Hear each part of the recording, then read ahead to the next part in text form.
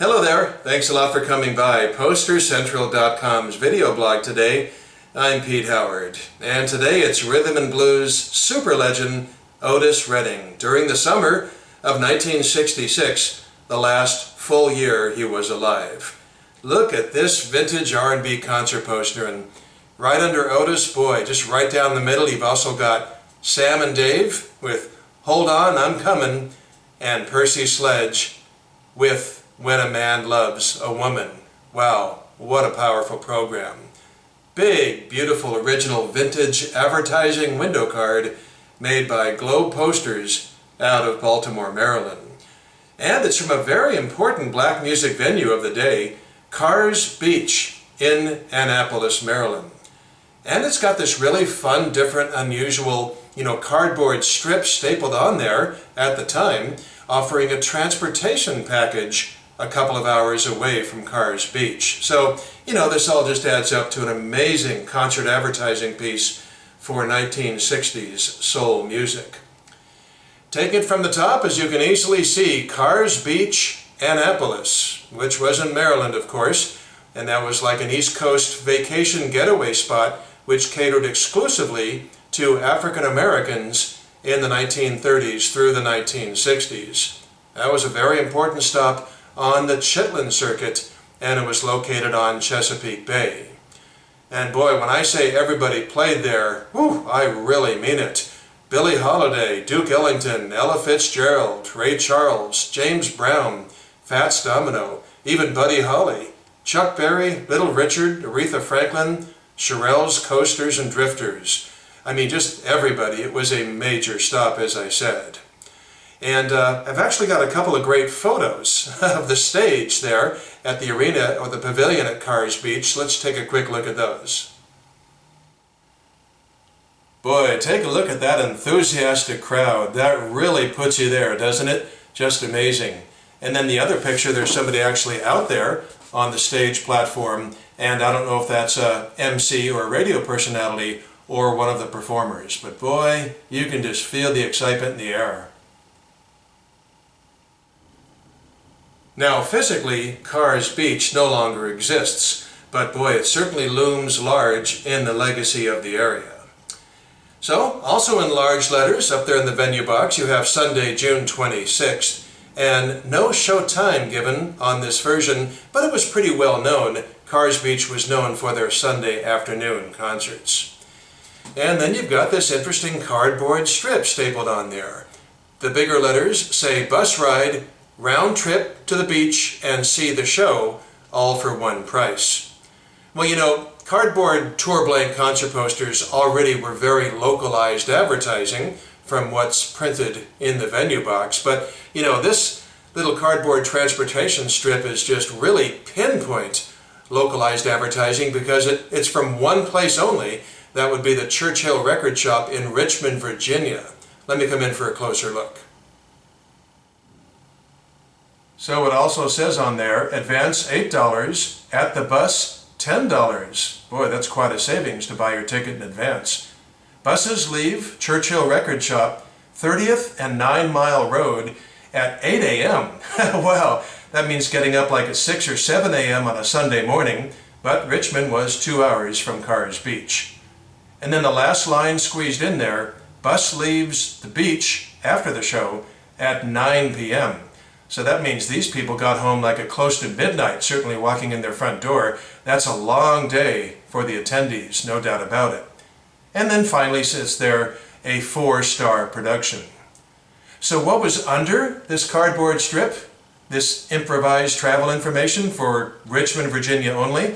Well, I can tell because it's stapled on loosely, and I can look underneath, but I can't possibly get the camera under there.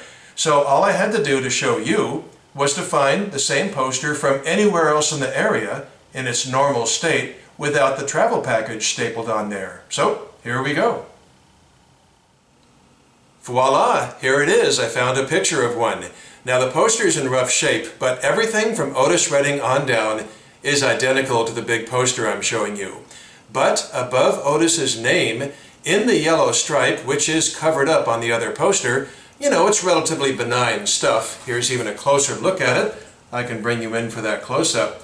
APO Shows Inc. presents its 6th annual Summer Shower of Stars. Now also note, kind of interesting and odd, this venue box has more information than the other poster. Gates open at 9 a.m., admission $1.75 before noon, $2.50 afterwards. Boy, once again, quite an incentive to buy your tickets in advance. That's almost 50% more after 12 noon. And then children, $1 all day. Also the ink color. Notice how this venue box has the information printed in blue. And here the venue box is printed with black ink.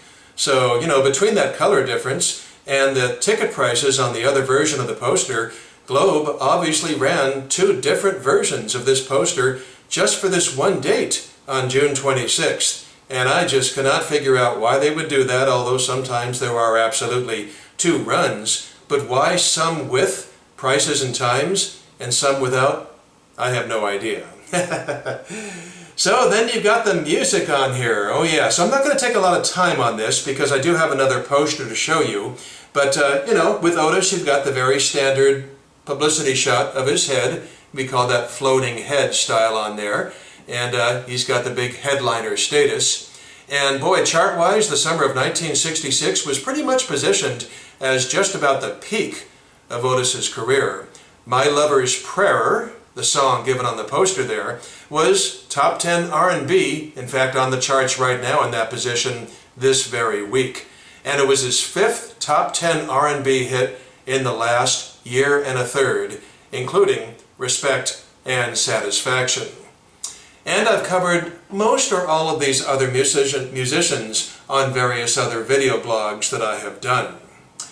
So, okay, as promised, I do have a second poster to show you. I've got a second Otis Redding Jumbo Globe concert poster from the exact same time as this, but it's different. But it's from the summer of '66, but it's a different tour, so it probably came right after this tour.